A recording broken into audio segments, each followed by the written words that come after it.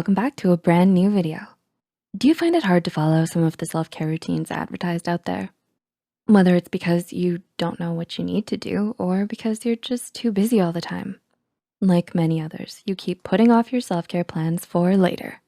But taking some time for yourself is incredibly beneficial for your mental health and general well-being, and it can be surprisingly easy to do. Although self-care varies from person to person, certain aspects, such as reducing stress, eating better, and getting enough sleep, serve as the foundation for self-care. So, if you don't know where to start, here are 6 simple self-care tips to help you become a better you. Number 1, make a sleep routine. Do you have a consistent time to go to bed? Practicing self-care is easier when you create a routine because it mentally prepares you to disconnect. And it's especially helpful when it comes to going to bed. If you find that you have trouble falling asleep, try to create a plan that prepares you for bedtime. Drinking water before bed or reading a book to wind down are some things you could try. Some even say that dimming the lights before sleeping works well, as it signals your brain to start producing melatonin, the sleep hormone. This tip works great, especially if you spend hours in front of the computer. Number 2, eat mindfully. Are you mindful of what you eat? While working out is also mentioned in self-care articles, what you put into your body is also equally important. Apart from how it affects your physical well-being, it also can play a role in your mental health. Consider the 100 million nerve cells that line your gastrointestinal tract that are in constant communication with your brain. According to an article published in 2017, inflammation of your bowels may be one of the causes of issues like stress, anxiety, and depression.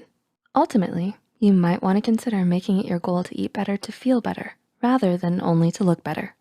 Number 3, create and enforce boundaries. Do you set boundaries with other people? While some may falsely believe that boundaries exist to deliberately exclude certain types of people from our life, it doesn't. Although it can end up doing that, boundaries primarily exist as a reminder that you need to take care of yourself first. They serve as guidelines for other people on how they should approach and treat you. It can also save you from a lot of emotional or mental distress and help you foster better relationships with other people. Number 4, disconnect. Are you always plugged into your computer or your phone? This may be difficult to do, especially with how much work and personal life requires you to be online all the time. But taking time to disconnect is important for your mental well-being. Whether it's because you're scrolling through your phone to look at the news, social media, or because of work, looking at your screen for long periods of time without breaks is an unhealthy habit. This is why it's crucial for you to spend some time offline as well.